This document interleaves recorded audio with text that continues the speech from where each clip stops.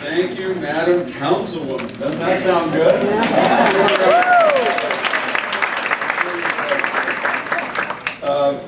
Let me start by saying it is so good to be back. So good to be back in two ways. Number one, it's good to be back in public service. For those of you who know, I've been out of public service for a few years, and when the governor called and asked if I'd come join him in his cabinet, it was as though I'd been manna from heaven. So I'm really thrilled to be back in public service. Number two, it's extremely exciting to be back here. And I'll tell you, back in the day, I was at this, I think I was at the first one of these breakfasts. It was in the basement of the church. Remember that? How many of you were there for that first one? There are a few of us here. And interestingly, things kind of keep coming back. And the issue of the day then was healthcare reform. And we were trying to tell people, if you don't fix this, it's going to get worse. And as the people in the back of the room at the single payer table will tell you, it's gotten worse. So anyway, it is extremely great to be back. I want to exercise one additional point of personal privilege, if you would indulge me. I consider that the group of folks who work on women's issues, which a lot of women do, but there are a lot of us who also do, to be something of a family. And we have a new family member in the house, if I can put it that way. I'm a little biased. I'm on the board of Safe House Denver, which is such an important organization here. That we have a new CEO, and I thought I would take a chance to introduce her to our family. This is Victoria McVicker, and Victoria's in the room. Victoria, where are you? Would you please stand up and welcome to Colorado? Please be sure to introduce yourselves and give her cards and help her launch her new journey as CEO successfully. There's two reasons that we created this Pay Equity Commission. There's two reasons I am so passionate about this, and that's Melissa Mares and Emily Mares. My 18-year-old daughter, who's a freshman in college this year, who has a vision of changing the world, and I say, you go. And then my 13-year-old daughter, who is in 7th grade. Means a lot to me that the environment that these young women find themselves in as they progress is a friendly environment, is a fair environment, gives them every chance to succeed, and doesn't have them start 10 steps back. 10 steps back is where my mother started. When she was, God rest her soul, when she was alive, back in the 60s and 70s, she was the person who ran the Latin American Educational Foundation, which is a group that gives scholarships to Latino kids for college. The interesting part of it was, when she was the head of it, she was called the executive secretary. Right.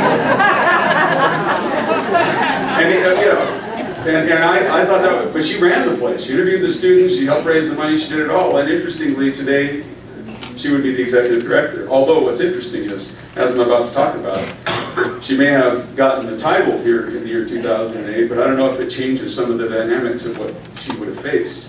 But anyway, that's the kind of the reason that I'm so passionate about these issues. Some very important personal reasons. On Pay Equity Day last year, the Pay Equity Commission was formed. And it was formed to look at issues around equity for minorities and women and try to answer some very important questions. The first thing that the group wanted to do was make sure it was representative. So it's a group that is comprised of folks from the labor community, from management, some employers, the education community, which was huge for the work that they did. And yes, even a man or two was on the Pay Equity Commission. And it was a very dynamic group, or should I say is a very dynamic group, who spent a lot of time on this issue for the past 7 or so months. There are at least 3 of the commissioners in the room, so if we could give a round of applause to the commish. Let's thank Commish Linda Merrick, National 95 Director.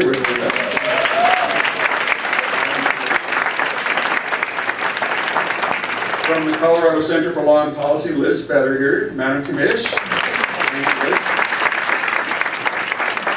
And the woman who who probably gets the mileage award for driving up to these meetings from Colorado, even though Colorado State isn't that far, but still, that highway is pretty treacherous, and we appreciated her, was Rosemary Harris, who's president of the NAACP.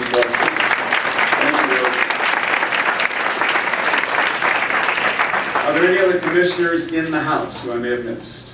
Okay. Well, the great group of people who really worked on this. They had a charge to, number one, and I want to tell you why this was so important. You're going to laugh when you hear this as one of their main charges. Determine if there is evidence of a pay gap. Okay? But it was very important that a group not be presumed to have the issue. You know, it was important to us to have a baseline that was credible and defensible. And that group really spent time making sure it was a credible and defensible charge. So they spent a lot of time researching, conducting their own research, and compiling research nationwide and in Colorado to answer the question, is there indeed a pay gap? I think that's important to do. When I was in the legislature, we had a vehicle miles traveled bill, and we did a pilot to make sure that we could really answer certain questions. So that was important to us in the administration to have this group independently of us answer that question.